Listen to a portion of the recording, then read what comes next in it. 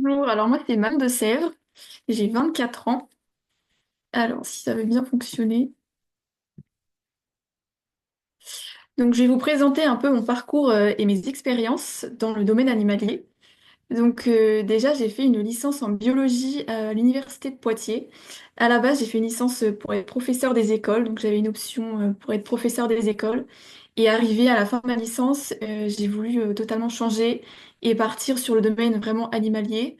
Et heureusement, j'ai pu refaire juste ma dernière année, que j'ai refaite en écologie et biologie des organismes, toujours du coup à l'Université de Poitiers. Et pendant cette année, j'ai pu faire mon premier stage dans le domaine. Je l'ai fait à l'INRAE, donc c'est l'Institut national de la recherche agronomique et de l'environnement, que j'ai fait au Manuro. Donc c'était un stage de 2 mois. Ce stage, c'était en première expérience, c'était pendant le Covid, c'était un peu compliqué. C'est vraiment la seule expérience que j'ai trouvée à ce moment-là et c'était surtout de l'assistance aux doctorants et aux post-doctorants qui faisaient l'étude. Et comme c'était que 2 mois, j'ai pas vu toute l'expérience, donc je suis surtout arrivée au moment où on faisait l'élevage en laboratoire des abeilles. L'étude c'était pour voir en fait l'impact des pesticides sur les abeilles, donc le développement et les comportements après derrière. Et donc moi j'ai surtout été là pour l'élevage des abeilles en laboratoire. Donc en fait, il y avait les abeilles qui étaient élevées dans des ruches, donc par des apiculteurs sur un terrain exprès. Et nous, on récupérait les larves, on les élevait en laboratoire. Certaines étaient nourries de nourriture normale et d'autres de différents pesticides. Donc moi, j'ai surtout assisté à ça et on a déjà vu qu'il y a eu plus de mortalité avec les abeilles qui avaient des pesticides. Et la suite sur le comportement, malheureusement, je ne l'ai pas vu, j'étais pas là. Mais on leur avait mis des petites puces RFID, donc c'est radio-identification, qui permettait de voir en fait les abeilles une fois qu'elles étaient remises en ruche, s'il y avait des comportements anormaux, par exemple, les portes des ruches détectaient les abeilles si elles passaient en fait dans la porte. Donc on pouvait voir si elles sortaient jamais de la ruche, ce qui n'était pas normal, ou si elles sortaient et qu'elles ne revenaient jamais, ce qui était aussi anormal, donc si elles se perdaient complètement, etc. Et donc l'objectif c'est de voir si en fonction des abeilles, elles avaient vu des pesticides ou non, s'il y avait un peu des soucis de comportement par rapport à ça. Malheureusement, ça, je l'ai pas vu, voilà, c'est un peu la meilleure partie, mais j'étais pas là. Mais grâce à ça, j'ai pu continuer en master d'éthologie à l'université Sorbonne Paris-Nord. Et j'ai fait mon deuxième stage, encore en laboratoire. J'ai été au CNRS à Cayenne, en Guyane française. C'est le Centre national de la recherche scientifique. Et là-bas, j'ai pu continuer une étude qui était déjà commencée par une autre étudiante sur les grenouilles d'Androbat tinctorius. Donc il y a des études qui avaient montré que ces grenouilles, déjà, elles sont toxiques et elles sont toxiques plus ou moins en fonction de leur couleur. Donc il y avait des blanches et noires, des bleus et noirs, des bleus et jaunes et il y avait des jaunes. Et donc plus elles étaient jaunes, plus elles étaient toxiques. Et il y avait des études aussi qui ont montré que plus elles étaient toxiques, plus elles étaient audacieuses.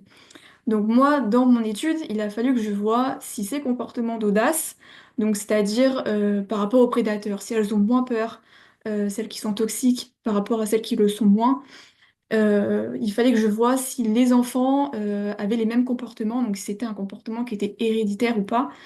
Euh, et donc pour ça, j'ai pris les enfants de grenouilles et qui n'avaient pas vécu dans l'environnement naturel, qui du coup n'ont jamais vu de prédateurs et qui n'ont pas pu apprendre ce comportement. Donc j'ai fait des tests, j'ai fait des vidéos sur toute une journée pour voir un peu comment elles se déplaçaient dans leur aquarium, enfin le terrarium du coup, si elles se cachaient plus ou moins souvent ou pas. Et après j'ai fait des tests de prédation. Donc j'étais le prédateur, il fallait que je simule le fait que j'allais les attraper. Donc avec ma main, je les attrapais pas, mais je simulais. Et il fallait que je vois combien de fois je devais le faire pour qu'elles aillent se cacher. Et après, combien de temps elles mettaient pour ressortir de leur cachette. Et donc avec ça, je voyais après s'il y avait une différence en fonction des couleurs. Et du coup, il faudrait beaucoup, beaucoup plus de données parce qu'on n'avait pas beaucoup de grenouilles. Mais j'avais quand même une différence entre les couleurs. Les jaunes ressortaient beaucoup plus rapidement que par exemple les blanches, les bleus qui sont beaucoup moins toxiques. Donc on a eu un peu un résultat par rapport à ça, mais qui demande beaucoup plus de données et ça va être continué par la première étudiante qui va finir ça et qui devrait publier un article là-dessus. Donc ça c'était un très bon projet que j'ai fait, qui était très intéressant. et qui m'a emmenée du coup en deuxième année de master, où j'ai fait ma troisième expérience dans le domaine animalier, et cette fois très très bon projet que j'ai trouvé, c'est le Urban Vervet Project en Afrique du Sud. Alors à la base, c'était un projet qui se faisait, c'était le Inkawu Vervet Project, qui se faisait en Afrique du Sud sur des singes totalement sauvages, en milieu voilà, sauvage, avec aucune habitation. Et il y a ce projet, le Urban Vervet Project, qui s'est développé à peu près au moment où je suis arrivée, j'étais la deuxième étudiante, et ça se faisait dans un milieu semi-urbain. Donc c'était dans un environnement qui était très protégé, mais il y avait quelques habitations et beaucoup de forêts. Donc c'était voilà. Et donc il y a ce projet qui s'est fait, que j'ai rejoint et que dont je vais parler du coup aujourd'hui. Donc j'en dirai plus après. Ça a duré 5 mois. Et après ça, j'ai fini mes études et c'était un peu compliqué de trouver du travail. Donc j'ai un peu switché sur le métier de soigneuse animalière. J'ai pas fait de formation pour ça, mais j'ai pu faire un stage de 6 mois du coup aux Eaux de Wrocław en Pologne en tant que soigneuse animalière. J'ai fait une longue période avec les oiseaux et après j'ai essayé de faire un petit peu dans d'autres secteurs pour voir un peu de tout. J'ai fait avec les grands carnivores, les lions, les loups, les ours. Et j'ai pu faire avec les petits mammifères, des lémuriens, les souris, les hérissons, tout ça. J'ai fait avec les éléphants, les tapirs, les capybaras, les hippopotames pygmées. Et j'ai fini avec les primates. Donc, voilà. Donc, encore une fois, c'était ce qui m'intéressait le plus, c'était les primates. Donc j'ai fini avec eux. Et en rentrant en France, j'ai refait encore un stage à la Vallée des Singes, à Romagne, donc pas loin de chez moi. J'ai fait un stage de 2 mois. Donc c'est un parc, petit parc, moins connu, mais très très bien, avec des singes qui sont en semi-liberté et des enclos qui sont plus ou moins ouverts. Il n'y en a aucun qui a des barrières, c'est comme des îles en fait. Et voilà, c'est très bon environnement où le travail est beaucoup beaucoup basé sur l'observation du comportement. Et donc ça m'a apporté pas mal d'expérience dans le métier.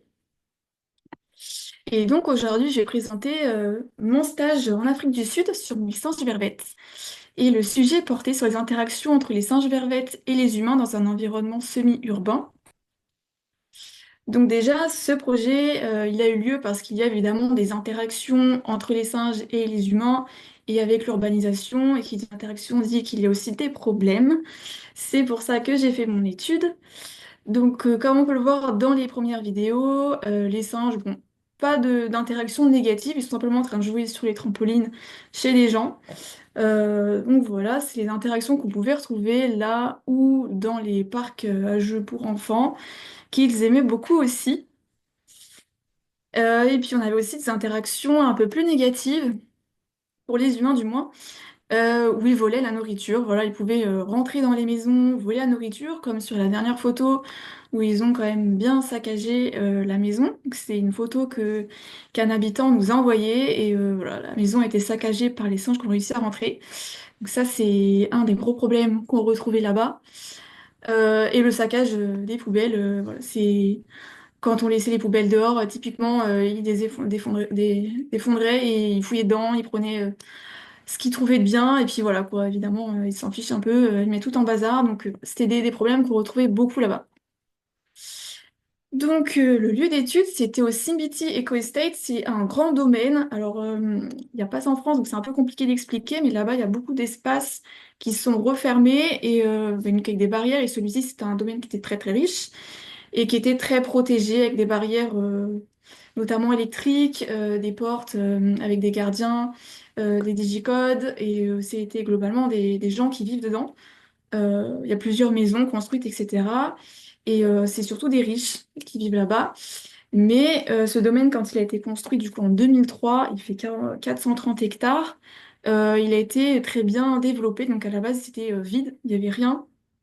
Il y avait une petite forêt avec joue quelques petits singes, les singes vervettes, mais voilà, c'était vide, il n'y avait pas grand-chose. Et eux, ils ont justement développé, voilà, ils ont mis beaucoup d'arbres, quelques habitations, mais c'est très très bien entretenu. Il y a des équipes qui s'occupent voilà, de toute la faune, la flore. C'est tout protégé, tout est bien fait. Il y a des équipes qui travaillent dans ce domaine pour l'entretien, etc. Donc c'est vraiment très bien entretenu. Et donc il y a les singes qui vivent dedans, il y a d'autres espèces animales qui vivent dedans, mais qui sont sauvages du coup et en totale liberté. Donc ils peuvent sortir s'ils veulent, sortir, rentrer, enfin il n'y a pas de souci là-dessus. Et personne ne s'occupe de ces animaux. Juste il y a des recensements, etc. Mais personne ne les nourrit, clairement.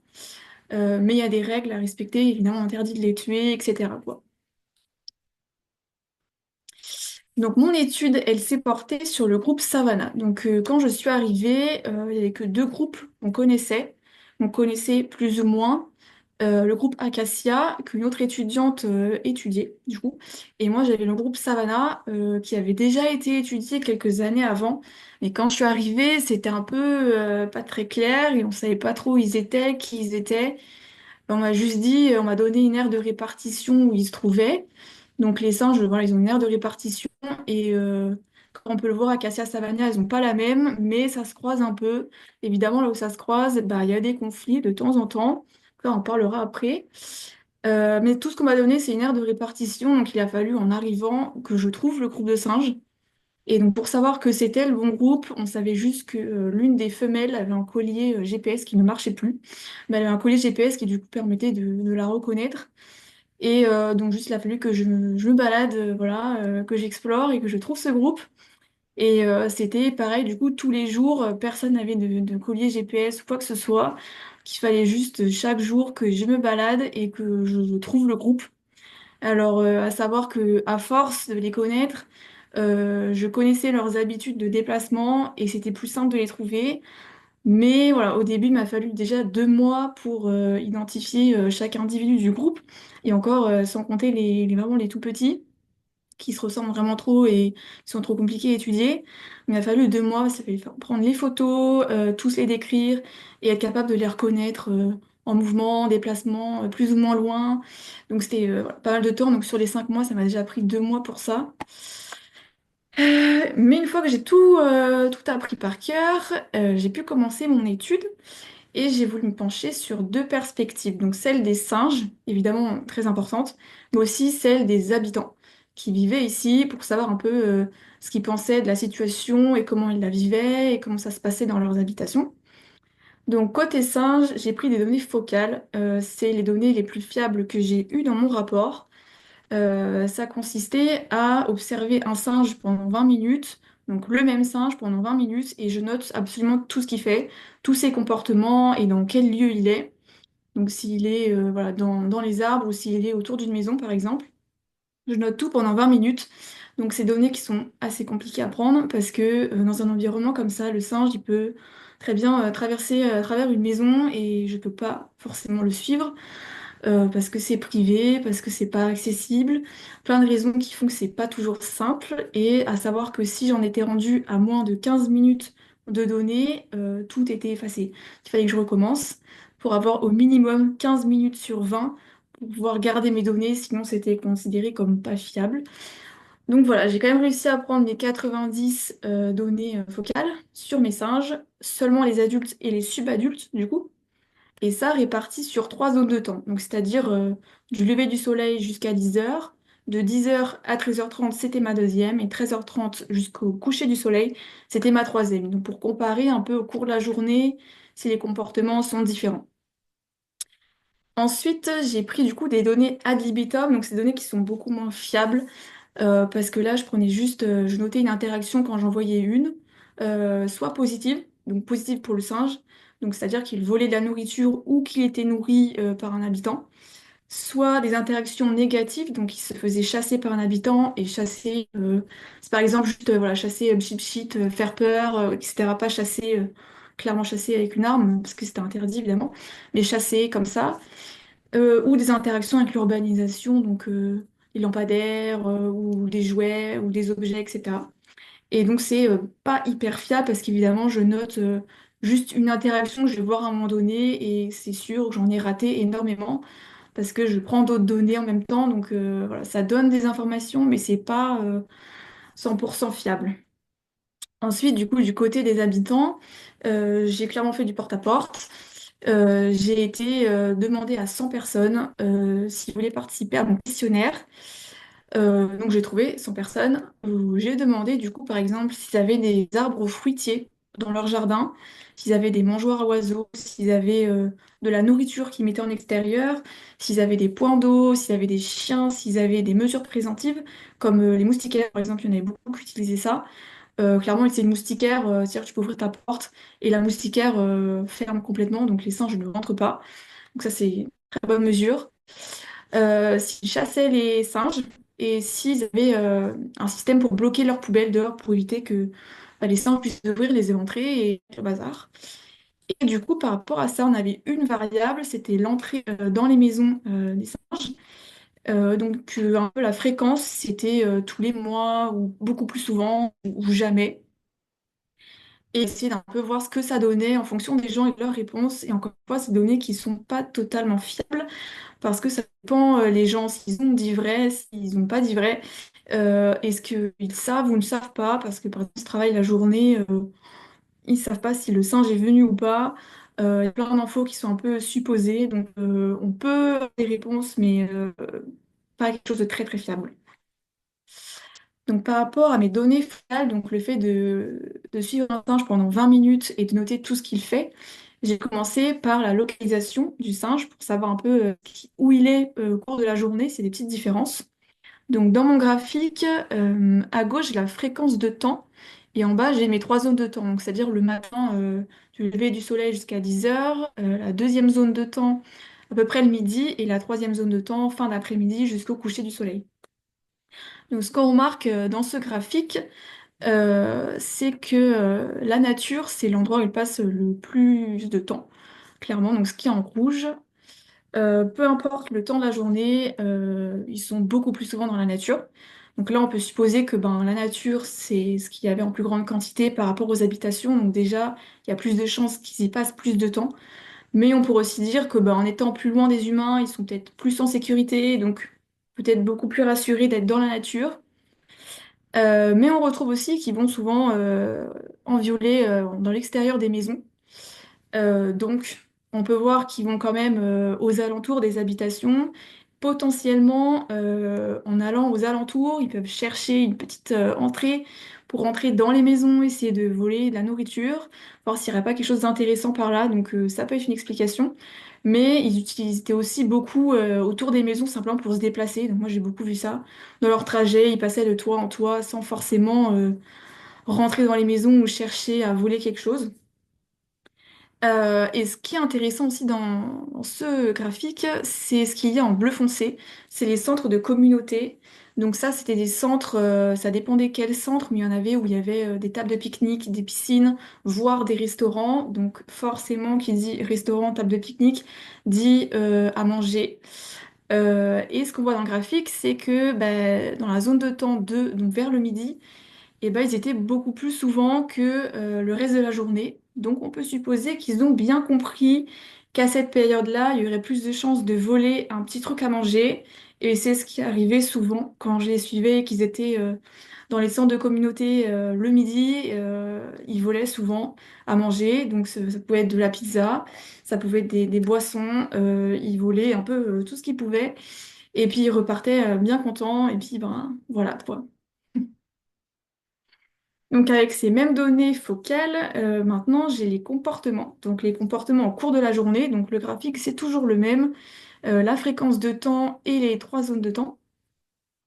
Ce qu'on remarque qu'il y a très souvent, c'est le nourrissage, donc en vert ici, qui prend pas mal de temps dans la journée.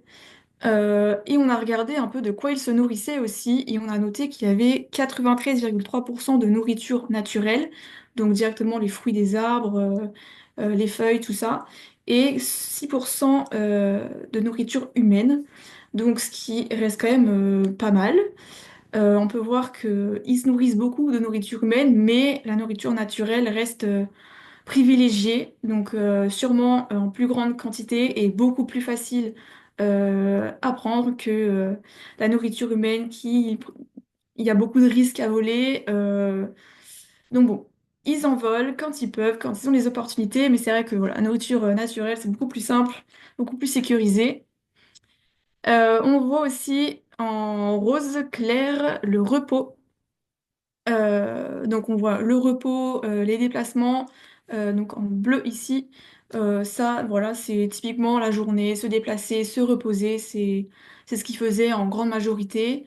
Ils atteignaient des heures de repos, ils se reposaient un petit peu, puis après ils repartaient, etc. Donc c'était un peu la journée était composée voilà, de déplacements. Depuis l'espace où ils dormaient, ils se déplaçaient, puis ils revenaient dormir au même endroit. C'était globalement la même chose chaque jour.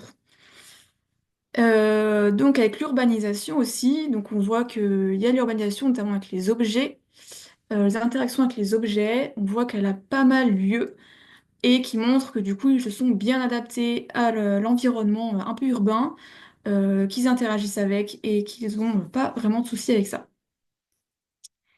Concernant mes données ad libitum, donc c'est les données où je note des interactions que je vois par-ci par-là, là j'ai commencé avec les interactions positives. Donc ici, dans le premier graphique, j'ai les données de mon groupe Savannah à droite et du groupe Acacia à gauche, qui donc ont été prises par l'autre étudiante. Et la fréquence d'interaction positive à gauche. Ici, le test que j'ai fait pour voir s'il y avait une différence entre les deux groupes, donc s'il y avait un groupe qui interagissait beaucoup plus de façon positive, donc à voler la nourriture ou à être nourri, plus un groupe que l'autre, le test a montré qu'il n'y avait pas de différence significative. Donc ici, donc le trait noir, c'est la médiane, et les données sont réparties sur toute la longueur, donc un quart des données sont réparties dans chaque secteur, ici. Et donc globalement, la médiane, c'est à peu près au même niveau, donc il n'y avait pas vraiment de différence entre les deux groupes. On a aussi comparé du coup la classe d'âge et le sexe des individus. Donc ici, on a les adultes femelles, les juvéniles femelles, les adultes mâles et les juvéniles mâles, avec les fréquences d'interaction positives encore à gauche. Et ici, on voit que il y a légère différence, mais c'était pas significatif. Le test n'a pas montré que c'était significatif. Donc, il n'y a pas vraiment de différence entre les individus, lesquels interagissaient plus que d'autres. Il y a une petite tendance avec les adultes femelles qui interagissent un peu plus que les juvéniles, et pareil avec les mâles, mais voilà, c'était pas significatif, donc on ne peut pas donner ça comme réponse sûre. Mais voilà, c'était une petite tendance, on pourrait supposer que les adultes étaient un peu plus expérimentés que les juvéniles pour aller de l'avant, voler à manger dans les maisons que les juvéniles. Mais voilà, c'est beaucoup de suppositions. Concernant les interactions négatives, donc c'est-à-dire le fait de se faire chasser par les humains, j'ai les mêmes données, donc le groupe Acacia et le groupe Savannah, avec les fréquences d'interaction. Ici, on voit qu'il y a une différence significative entre les deux groupes. Il n'y a pas d'explication claire à donner pour cette réponse-là. Mais on peut supposer que voilà, le fait de chasser les singes, ça peut aussi dépendre des gens qui habitent dans cette zone où sont les singes, s'ils aiment bien les singes, s'ils aiment pas, et s'ils ont plus tendance à les chasser ou non. Ça peut être la raison principale que le groupe Acacia soit plus souvent chassé que mon groupe Savannah. Ça dépend du lieu, des gens qui y sont, et voilà. Concernant la classe d'âge et le sexe, donc toujours adulte femelle, adulte mâle et juvénile mâle. Ici, on avait des petites différences entre les adultes femelles et juvéniles femelles. On a quand même une bonne différence significative. Donc ici, on a supposé que les adultes femelles, comme juste avant, il y a une petite tendance à ce qu'elles aillent plus souvent voler la nourriture.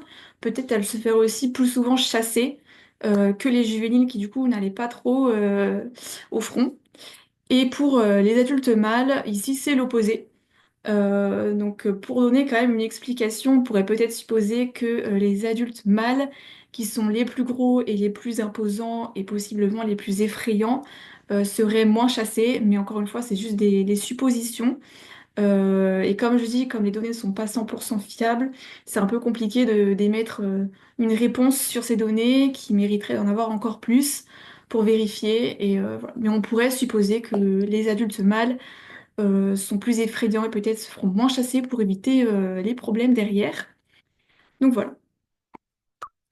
Après, concernant du coup les interactions avec les objets, on n'a pas de différence significative entre les deux groupes. Encore une fois, Cassia Savannah, c'est relativement similaire, il n'y a pas trop de différence.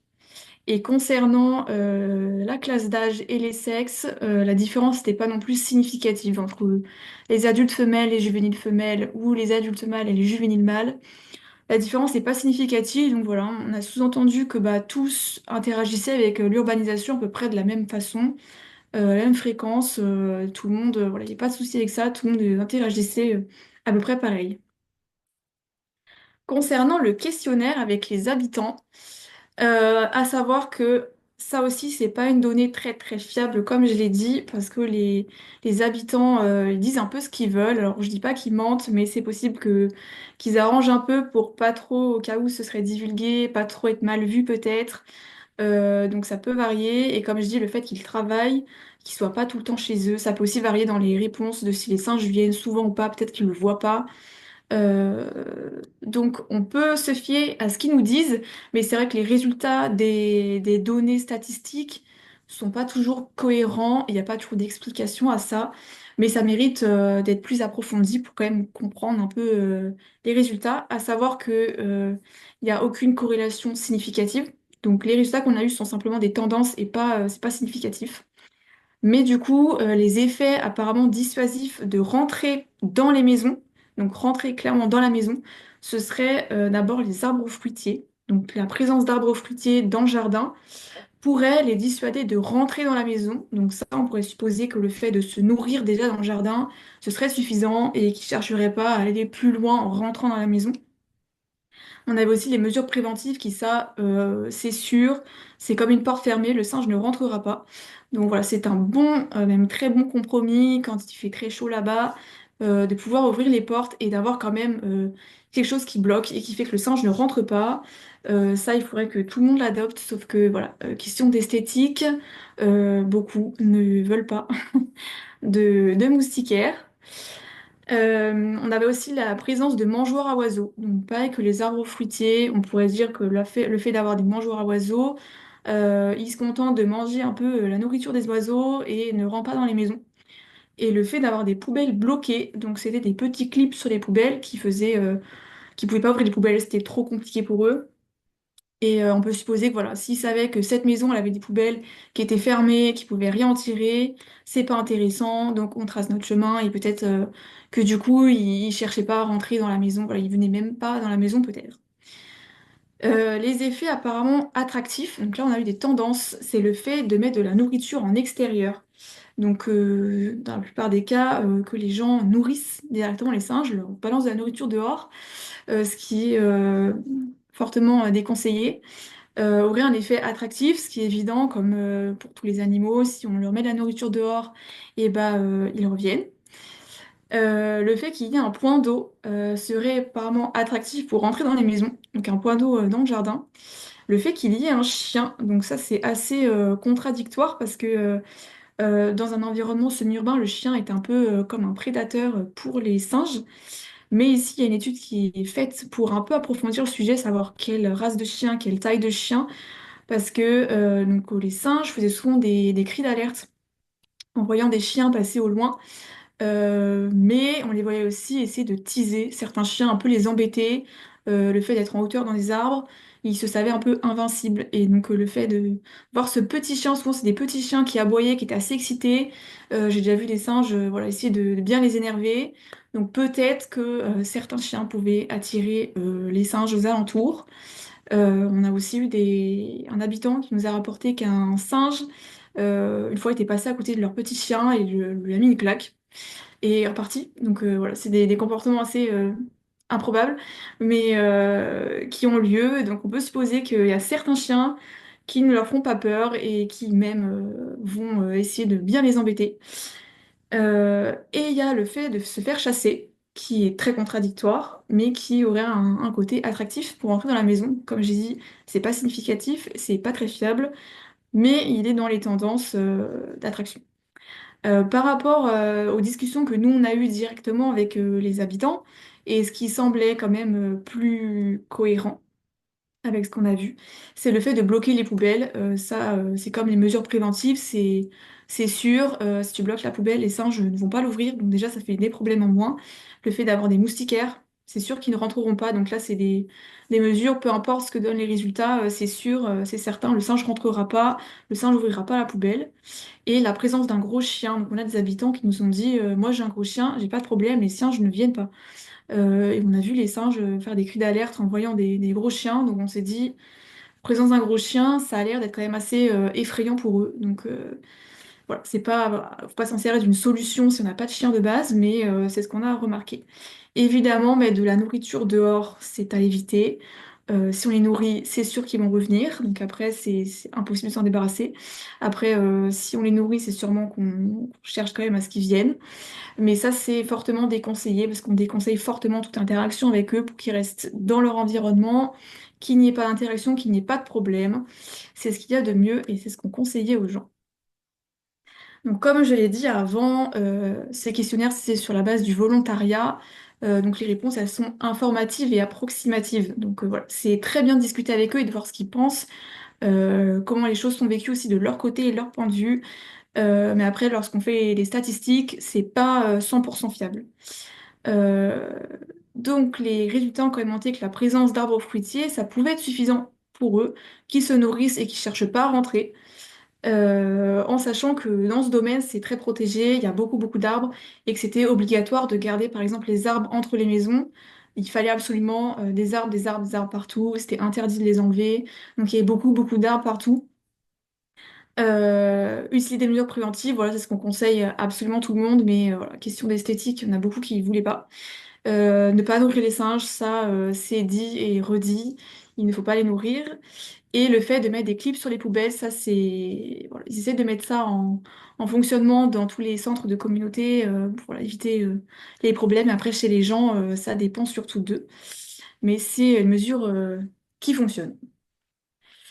Donc pour conclure sur mon étude, les singes se sont clairement bien adaptés à l'environnement semi-urbain. Voilà, ils y trouvent leur compte, ils y trouvent de la bonne nourriture quand ils le peuvent. Les interactions avec les humains, avec l'environnement, c'est assez récurrent et elles restent à peu près la même en fonction du sexe ou de l'âge des individus. Des groupes, on voit que tout le monde interagit bien avec l'environnement. Voilà, donc il faut limiter les problèmes absolument avec les mesures préventives que j'ai données juste avant. Les moustiquaires et les clips, c'est globalement les plus grosses mesures qu'on ait trouvées et qui sont déjà d'ailleurs mises en place, mais pas partout. Mais c'est ce qui fonctionne le mieux. Donc cette étude, elle a quand même des limites. Pour prendre le comportement des singes, c'était un peu compliqué. Voilà, on est dehors, il fait très chaud, des fois il pleut, et puis quand il pleut, les singes se cachent, ils s'abritent sous les toits. Voilà, donc c'est pas toujours simple. Le fait qu'ils se déplacent des fois dans des lieux qu'on ne peut pas accéder, qui sont privés ou qui passent par des chemins un peu impossibles à pratiquer. C'est pas toujours très simple. C'était quand même assez simple de les trouver souvent, mais voilà, ils pouvaient des fois partir assez vite et puis on devait faire tout un tour pour les rejoindre et puis on pouvait les perdre. Donc c'est assez compliqué. Les données sont assez compliquées, comme je dis, les données focales. 20 minutes à suivre un singe, c'est quand même très très long parce que le singe se déplace là où nous on ne se déplace pas, donc il peut très facilement partir quelque part et puis c'est perdu de vue. Donc c'est assez compliqué. Évidemment, dans l'étude, il faudrait beaucoup plus de données pour avoir encore plus de précision et que ce soit encore plus fiable. On pourrait comparer ces comportements en fonction des saisons, voir s'il y a des différences selon l'été ou l'hiver. Et on pourrait évidemment approfondir l'analyse donc avec les chiens, comme j'ai dit. Euh, il y a une étude déjà qui est censée être faite sur les chiens, voir si la taille, la couleur du chien ou si la race peut changer quelque chose, parce que voilà, c'est dans cet environnement-là, c'est un prédateur, notamment du singe. Mais visiblement, ça peut varier en fonction de la taille, donc c'est bien d'étudier ça. Et étudier d'autres facteurs, par exemple, savoir dans l'environnement, la localisation un peu de l'espace de mon groupe de singes, si, il y avait plus ou moins d'arbres fruitiers que dans un autre groupe, là où ils se déplaçaient, l'aire de répartition, si, s'il y avait beaucoup plus de choses attrayantes ou non, voir un peu comment c'était, donc les espèces d'arbres, les gens qui y habitent, un peu voir les différences, voilà, approfondir et tout, sur l'espace présent lui-même. Et puis pour toujours avoir plus de résultats et beaucoup plus fiables et beaucoup plus de réponses à tout. Donc j'ai juste mis une petite, des petites vidéos et des petites photos en plus sur mon stage. Donc là, c'était une vidéo d'une rencontre entre deux groupes. Donc là, le groupe qu'on voit là, c'est mon groupe. Et juste à côté, qu'on va voir, c'est un autre groupe. Donc souvent, quand il y avait des rencontres entre deux groupes, évidemment, c'est un peu conflictuel. C'est pas toujours des bagarres ou quoi que ce soit, mais c'est toujours un groupe qui doit partir, dans toute façon. Ils restent pas ensemble. Ça, c'est un groupe qui sera, entre guillemets, le plus fort, qui va le plus s'imposer, et l'autre qui, du coup, va partir tout simplement. Des fois, les conflits que j'ai pu voir, c'est les deux groupes qui se crient un peu dessus, mais je les ai jamais vus en venir clairement aux mains. Voilà. Donc souvent, je les voyais même se crier dessus à travers une vitre. Ils pouvaient avoir accès l'un à l'autre, mais ils étaient à travers la vitre. Donc un groupe chacun à travers une vitre et ils se hurlaient dessus. Et c'est beaucoup crier pour crier et il n'y a pas de, il y a rien derrière. Donc voilà. Et ce qui est drôle aussi, c'est que c'est souvent les femelles, les adultes femelles qui vont au front pour crier, et les mâles qui sont bien cachés derrière, même si c'est les mâles qui sont souvent en hauteur pour regarder un peu ce qui se passe autour, où c'est qu'on va aller, où c'est que c'est un peu sécurisé ou pas. Quand il y a un conflit, les mâles, on les voit très peu. Mais voilà, donc là je vous mets la petite vidéo.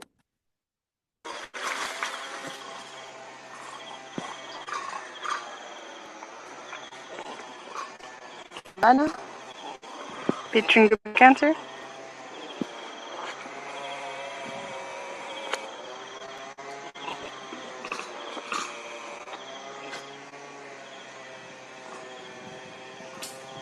Get another group here.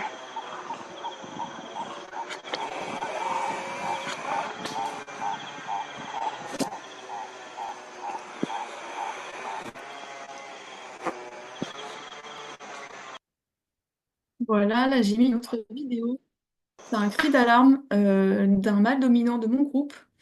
On ne sait pas sur quel prédateur, on ne sait pas quel prédateur il y avait, on n'a rien vu. Ça pouvait très bien être un oiseau, comme ça pouvait être autre chose. On pense peut-être un oiseau, mais on ne l'a pas vu. Mais en tout cas, j'ai pris une petite vidéo juste du cri d'alarme, juste pour vous montrer.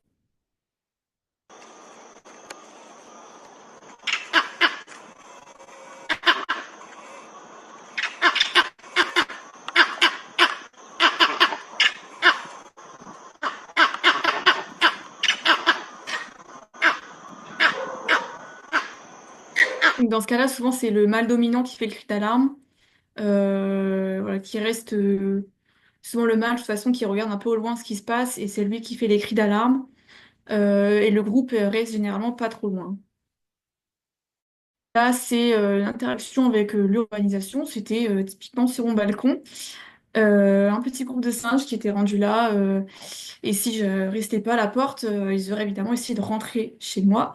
Ce qu'ils ont déjà fait quand j'ai pas fait attention. Et en l'espace d'un instant, ils rentrent chez toi et ils te volent ce qu'ils peuvent. Ils ont volé les oranges. Ils sont repartis avec. Bon, ben tant pis. Mais voilà, donc là, c'était juste. Ils étaient sur mon balcon, ils n'ont rien fait de mal. Moi, ça me posait pas de problème.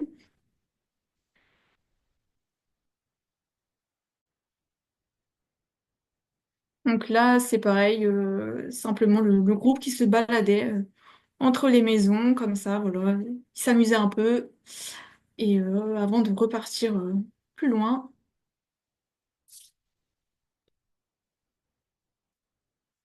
Là, j'ai juste mis quelques photos de mon petit séjour qui s'est très bien passé, donc de mon groupe de singes ici. Donc, je pouvais, donc, les suivais tous les jours, et je pouvais m'approcher d'eux. Évidemment, je ne les touchais pas, je cherchais pas de contact avec eux. Mais je pouvais, comme vous le voyez là, je suis, je pense, à 3 mètres d'eux, il n'y a pas de souci, ils n'ont pas peur de moi. Tant que je cherche pas de problème, il n'y a pas de souci. Là, c'est une des maisons. Globalement, toutes les maisons, c'était des maisons aussi riches que ça. C'était vraiment que des riches qui vivaient là-bas. Ce qui est assez spécial, c'est que c'était vraiment que des blancs qui, qui vivaient là et des noirs qui travaillaient là-bas. Mais après, j'ai pas vu de comportement raciste ou quoi. C'était, voilà. Comme on m'a expliqué, ils cherchent du travail et voilà, ils travaillent là-bas. Et donc dans l'entretien des maisons, de l'extérieur, etc. Après, il y avait quelques quand même maisons qui étaient moins riches, des petits lotissements quand même beaucoup plus petits. Ici, c'est Zonké, c'était une étudiante, enfin, ouais, elle est venue travailler, elle a fait une étude avec moi euh, sur le groupe Acacia. Ici, c'est une partie de l'équipe avec Stéphanie, la manageuse, qui est juste devant. Ici, c'est la dame qui nous louait l'appartement, parce que du coup, je vivais dans ce domaine-là. Et donc ici, l'équipe aussi, l'étudiant qui était en même temps que moi ici.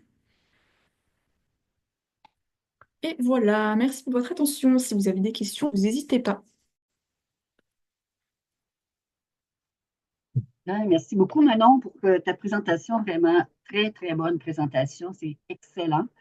Là, je ne vois pas de questions. Je ne sais pas si vous voulez d'abord féliciter Manon. Vous pouvez ouvrir vos micros hein, si vous voulez parler. Claire, tu dois sûrement avoir une petite question, une petite interrogation. Bonjour, bah, rebonjour. Merci Manon, bah, c'était super, super intéressant, passionnant. Une petite question comme ça en aparté, tu as des nouvelles du groupe hein, aujourd'hui, en fait?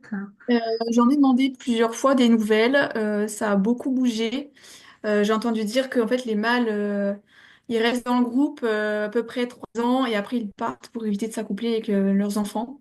Et donc là, ça avait beaucoup bougé. Les mâles dominants que moi j'ai connus, parce que j'avais deux mâles dominants, ils sont partis. On ne sait même pas s'ils sont encore vivants ou pas.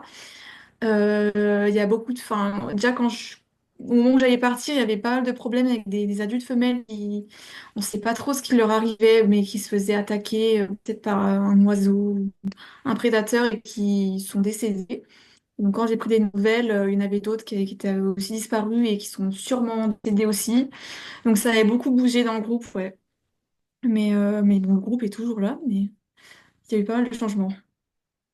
Est-ce que cet environnement qui était semi-urbain, il reste tel quel, ou est-ce que malheureusement il est encore amené à devenir encore plus urbanisé, ou au bout du compte, là, ça fait partie de territoires ou domaines qui restent quand même, qui font l'objet de mesures de protection, en fait, ou est-ce que malheureusement, en fait, leur espace vital peut s'amenuiser au fil du temps?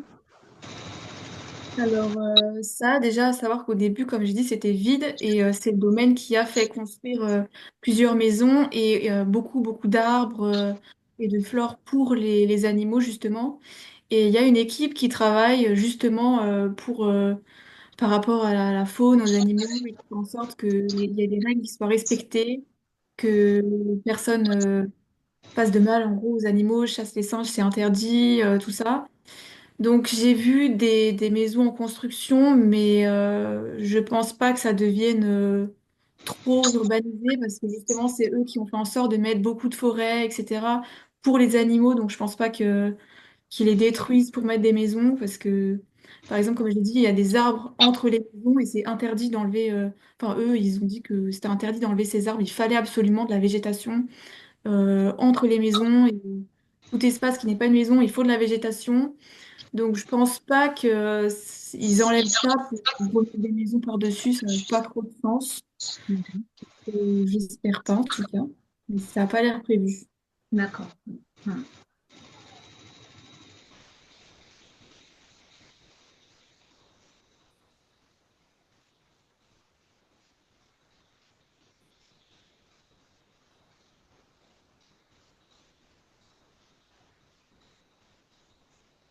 Il y a d'autres questions? Voilà.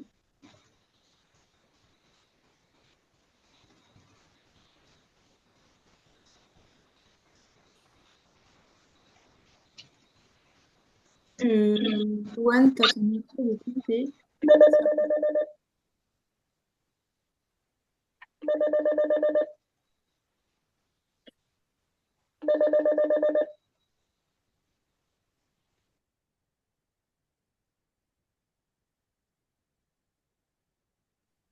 Ah, c'est ça. Moi, je voulais savoir, Manon, dans quelle saison, toi, tu es allée? Parce que là, tu as parlé il y a comme deux saisons, là, été, hiver.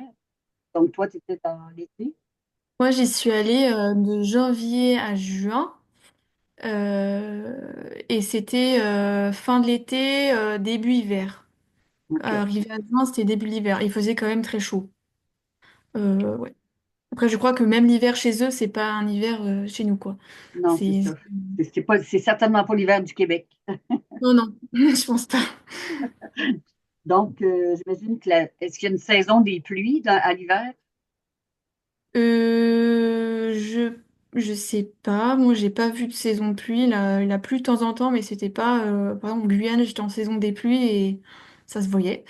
Mais là, ça allait. Je crois que ça devait être la saison des pluies au moment où j'arrivais, mais c'était pas. Ça va. Dire ça va. OK. Là, j'ai une question dans le chat. Anaïs qui te pose une question. L'endroit où tu vas réaliser ton stage fonctionne-t-il avec une équipe permanente ou simplement des stagiaires?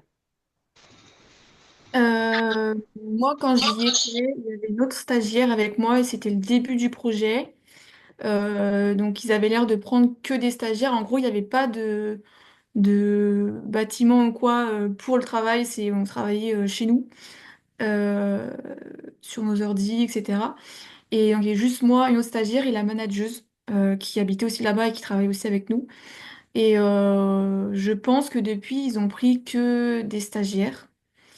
Après, le projet qui à la base, c'était Linkao Vert Project, c'était le premier gros projet qui se fait sur les singes sauvages, donc environnement voilà, pas du tout urbanisé. Là-bas, je crois qu'ils prennent aussi des gens pour aider à la prise de données, mais qui sont pas en stage, qui se sont payés, quoi. Des jeunes, mais voilà, ça a l'air d'être beaucoup de jeunes, de stagiaires, sur tout ça, quoi.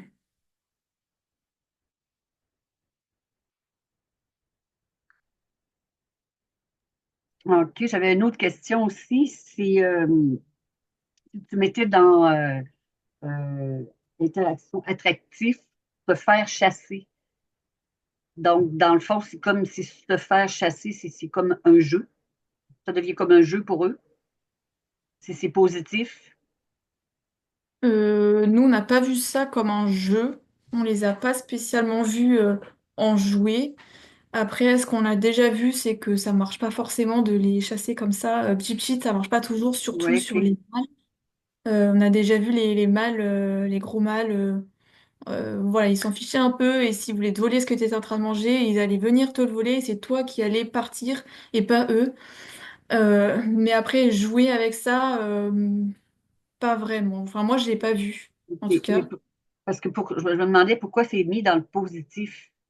Ah non, le fait de chasser, c'était négatif. Ah, OK, OK, j'ai mal vu. J'ai mal vu d'abord. OK, Anaïs te répond, elle te dit merci pour l'explication sur l'organisation. Ok. Est-ce que vous m'entendez? Oui, Oui, Moi, c'est France. bonjour. Excusez-moi. oui. Je suis un petit peu émue. Bon. C'est parce que j'ai déjà eu un vervet. Et je voulais juste mentionner qu'un vervet peut vivre avec un chien. Je ne sais pas, Manon, toi, tu disais que le chien était un prédateur, mais Euh, notre vervet a été élevé avec notre chien et c'était comme n'importe quel autre animal, là. Ils dormaient ensemble, mangeaient ensemble, s'amusaient, jouaient. Je dirais comme anecdote, c'est que le singe même faisait du cheval sur le chien. Il se tenait après le collier et c'était vraiment très drôle de les voir aller. Et, et on trouvait le singe endormi dans les pattes du chien. Il s'entendait vraiment super bien. C'était juste ce que je voulais mentionner par rapport à ton questionnement sur les chiens, la grosseur du chien ou quoi que ce soit par rapport au singe.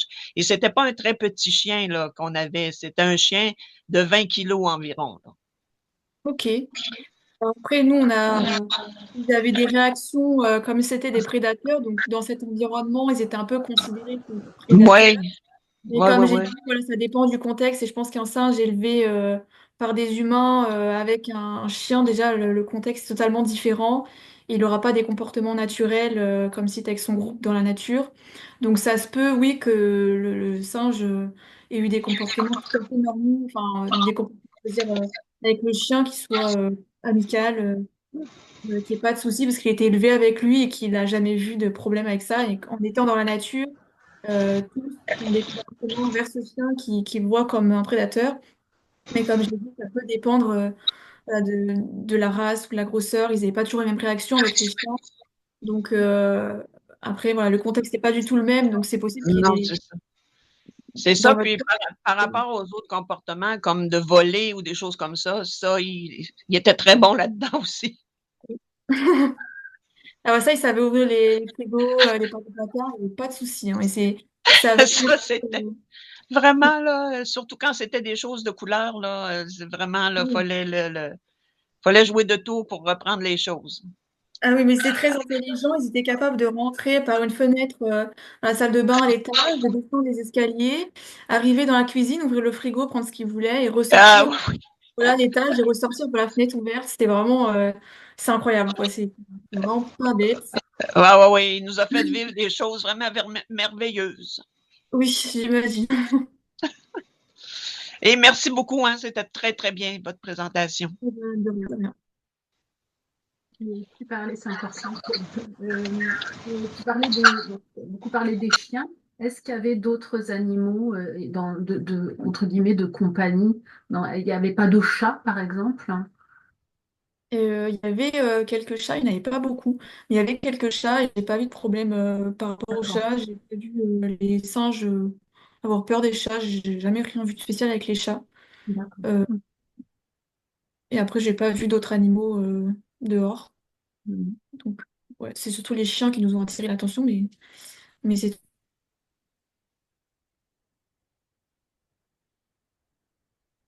Et est-ce qu'il y avait alors dans l'environnement, toujours des lieux, par exemple, avec avec des quoi? des piscines, en fait, où, par exemple, ils Ah auraient oui. pu aller se, justement, je sais pas, aller se baigner, je sais pas, est-ce qu'il y avait Oui. aussi ce genre de situation, en Il y fait, avait, dans les centres de communauté, il y a des piscines et chez les gens, il y a des piscines. Ouais. Après, il y avait des lacs. Moi, j'ai jamais vu aller dans l'eau et à la base, voilà, il n'y avait pas vraiment l'eau. Mais je sais que pour les singes dans le milieu sauvage, je sais qu'ils les ont déjà en vidéo à aller dans l'eau, s'amuser dans l'eau, mais moi, je ne l'ai jamais vu. Donc, je pense que c'est assez rare. Mais voilà, c'est possible.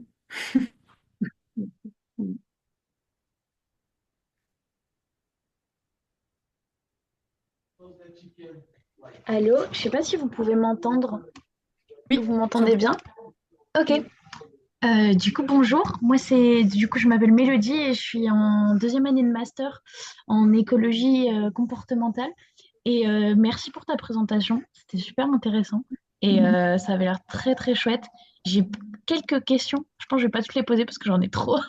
Mais je voulais savoir, euh, quand tu as fait le comportement et que, en gros, pendant 20 minutes, tu observais un individu, tu avais fait un éthogramme que tu avais construit toute seule et tout, ou ton protocole, c'est toi qui l'avais complètement élaboré, ou c'était quelque chose qui se faisait Alors, déjà, que tu as juste repris? Enfin, c'est juste. mon adieu surtout qui avait commencé. Et comme le Ouais. projet, il se faisait un peu, c'est le début, c'était un peu en construction, donc on le faisait sur CyberTracker. Et elle a mis des comportements, des localisations, et souvent elle remettait à jour parce qu'elle se rend compte que ça, ce serait bien être adapté, etc. Donc c'était un Ok. peu en travail, mais c'est elle qui a surtout fait le logiciel et l'application, tout ça. Ça, c'est quoi CyberTracker? Je connais pas du tout. Genre, c'est un éthogramme en ligne ou un truc comme ça, ou tu utilisais pas d'éthogramme?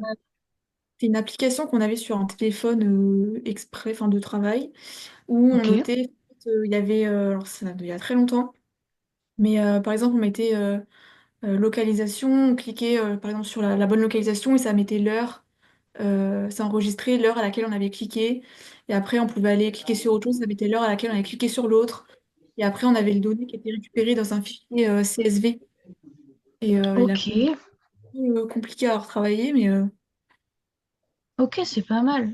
Ok, ça m'intriguait. Trop bien. Et je voulais juste savoir, pardon, je sais pas parler. L'organisme avec lequel tu avais fait ton stage, comment ça s'appelait déjà? J'ai pas eu le temps de noter.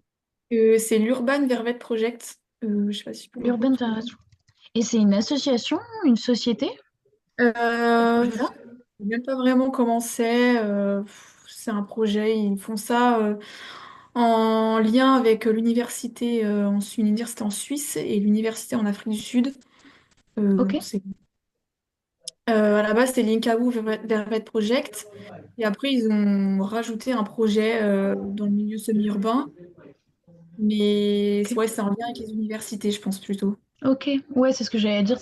Si c'est avec les deux universités, ça doit être sponsor par ça. Ok, d'accord. Et j'avais une dernière question. Les singes vervettes, ils sont organisés genre en société. Tu disais qu'ils étaient par groupe de... Enfin, si j'ai bien suivi, il y en avait un de 21 et un autre de 25. Mais du coup, Oui. quand ils se déplacent, ils se déplaçaient tous ensemble sous forme de société très organisée et hiérarchique? Ou alors ils se déplaçaient un peu... Enfin, comment ils fonctionnent au niveau de la société? Alors oui, il y a une hiérarchie. Les mâles Ok. sont dominants. Ils se déplacent tous en groupe, hein, globalement. Là, c'est l'ère de répartition de chaque groupe. Mhm. Ils font le petit trajet de la journée, ils se déplacent, ils sont un peu dispersés, enfin, ils sont globalement en groupe et ils se déplacent tous. Et moi, de ce que j'ai vu, c'était les mâles surtout, enfin le mâle dominant, qui était souvent en hauteur sur les toits ou en haut des arbres et qui regardait où aller. Et je pense que c'est lui un peu qui décidait là où on allait, enfin là où le groupe allait. Et le groupe suivait. Donc il y avait une hiérarchie chez les mâles. Donc j'avais un mâle dominant et le deuxième mâle qui était sous-dominant. Et donc voilà, ça se voyait bien. Le mâle dominant le faisait souvent bien comprendre au deuxième que c'était lui qui décidait, juste sans raison. Il venait le voir et il lui criait un peu dessus, il lui faisait comprendre là où t'es assis, c'est moi qui vais m'asseoir là maintenant. Pour aucune raison. Et Ok. c'est lui qui était, je pense, censé s'accoupler avec les femelles. Donc quand l'autre le faisait, c'était discrètement à la fin du groupe. Ouais, je Et vois. ça se passait mal. Et puis les femelles, il y avait aussi une hiérarchie sur les femelles. Il y avait des femelles plus dominantes que d'autres. Et les enfants récupèrent la hiérarchie des mères, en gros. Ok. Ok, d'accord. Ouais, c'est trop intéressant. Donc, Ouais. ils se déplaçaient vraiment par groupe hyper nombreux comme ça.